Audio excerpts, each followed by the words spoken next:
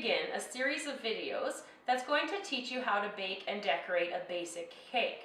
Our first video today is going to be how to make a homemade cake from scratch.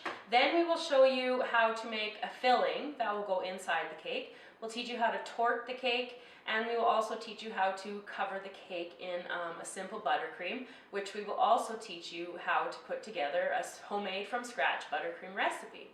So like I said, the first recipe that we're going to work on today is for a simple vanilla cake. It's really easy. All it needs is one bowl. If you don't have an electric stand mixer like this one, you can easily use your electric hand mixer.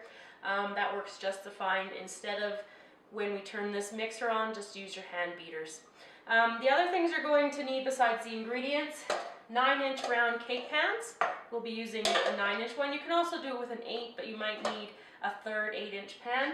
And you'll need a cooling rack for your cake for later, and good and trusty non-stick cooking spray. So the ingredients specifically for this cake: you need 2 1/4 cups of all-purpose flour, half a cup of softened butter, a cup and a third of sugar, 2 eggs, 3 teaspoons of baking powder, half a teaspoon of salt, 1 cup of milk, and a teaspoon of vanilla.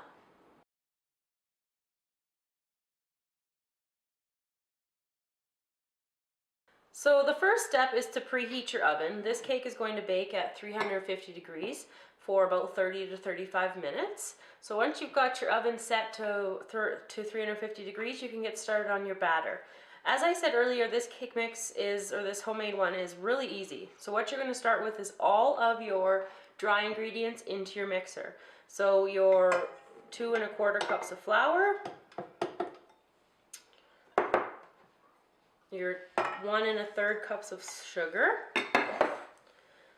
half a teaspoon of salt, and 3 teaspoons of baking powder. All in there. Just mix them up to combine on low speed.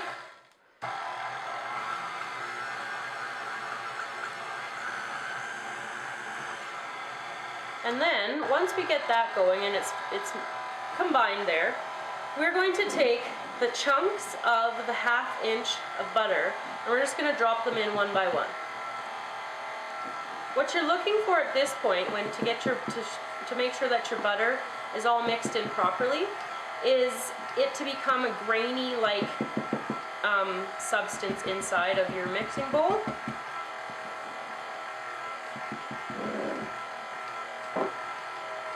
And sometimes the butter tends to get stuck on the paddle, so you might have to stop it and scrape that off. Just mix it here, medium-low speed for just about 30 seconds, just to get that butter moving around.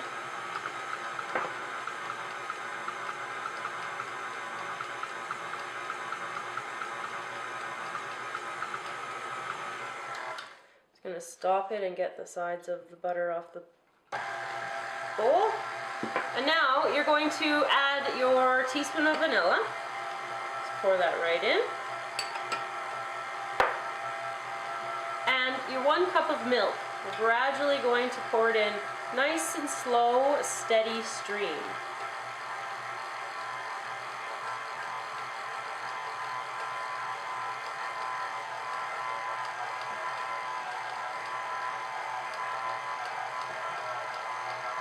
So you're going to keep it at low here for about 1 minute on your mixer.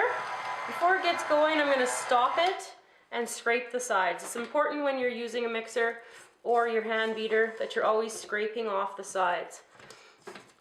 And especially if you're using a larger KitchenAid, you want to make sure you scrape the bottom, because that's where the dry ingredients tend to pool and get stuck. Okay, so 1 minute on low speed here.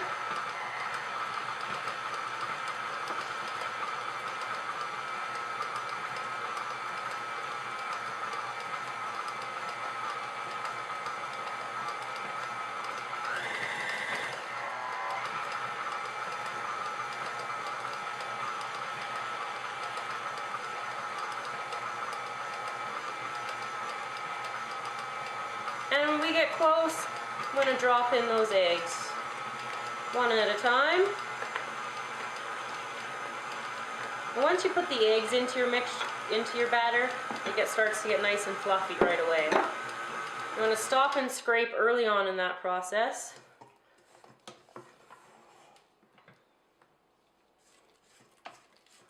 Scraping right to the bottom. And I usually wipe my spatula off on the mixing bowl beater. So we're just going to let this go for about another 30 seconds, and then it will be ready for the cake pans. So the next step is to get our pans ready. And I have found a foolproof way of doing this, and the first thing you want to do is flip over your cake pan, and using wax paper, I usually rip enough for both of my cake pans, fold it in half, and I lay it over top of the bottom. This is a trick my mom taught me, so I have to give her complete credit to that. Using the inside blade of your scissors, you're just going to go around, and the good thing about wax paper is that it scores. Parchment does not do this.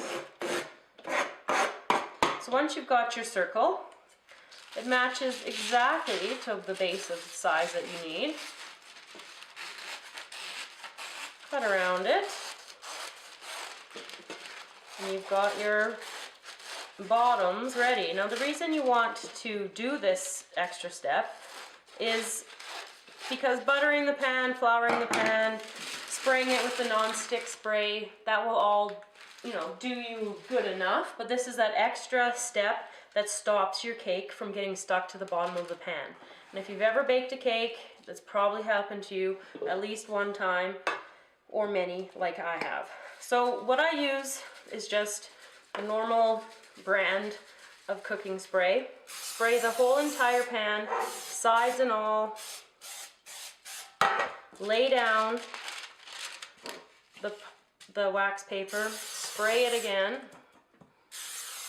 and this just helps to ensure that you don't have any cake sticking to your pan.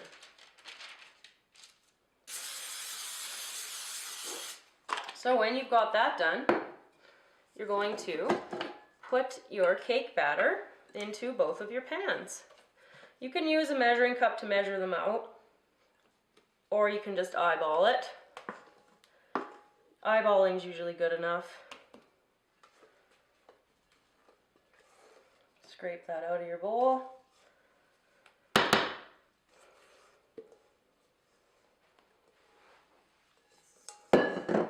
So then you want to spread your cake batter around evenly.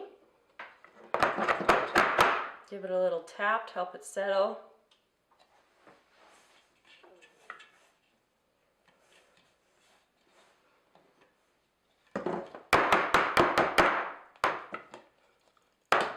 Excuse me. And then they're ready to go into the oven. So 30 to 35 minutes. And when that point comes, we'll check it with a toothpick to make sure it's cooked through the middle. And we will be back at that point. So the timer's just gone off. The cakes have been in the oven for about 30 minutes. Just grabbing them out here. So as you can see, they're nice and golden brown. The edges are slightly pulled away from the pan. That's also an indicator of a finished cake. As is, just touching the top of the cake just slightly and seeing it spring back. So my finger touches it down and the cake pulls back up. These are all indications that your cake is baked and it's finished. And it needs to sit here for about 10 minutes to cool, and then we will show you how to take the cake out of the cake pans. So our vanilla cakes have been cooling out here on the rack for about 10 minutes now. I can touch it without having to wear my gloves. That's a good indication that tells you the cakes are ready to come out. What you want to do is you can take just a regular butter knife, but going against the teeth, you want to go around the cake just to make sure you loosen up any spots that you might have missed with your spray. Go around it a couple times. Don't go with the teeth leading into your into your round circle, because that will grab the cake and it could bite it and cut it. So all I'm going to do right now is just grab the cake and flip it over.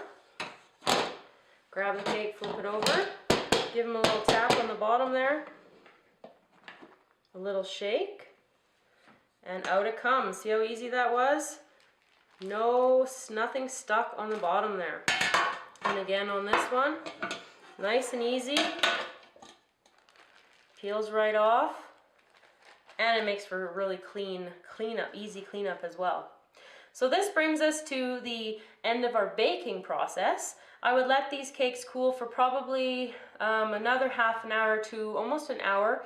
Before you start any other process, you want to make sure that the cakes are completely cool. If you try to ice a cake when it's still warm, your icing will roll right off of it. Our videos to follow are going to show you how to make a filling that will go inside the cake, and also how to make a homemade buttercream from scratch, which will show you how to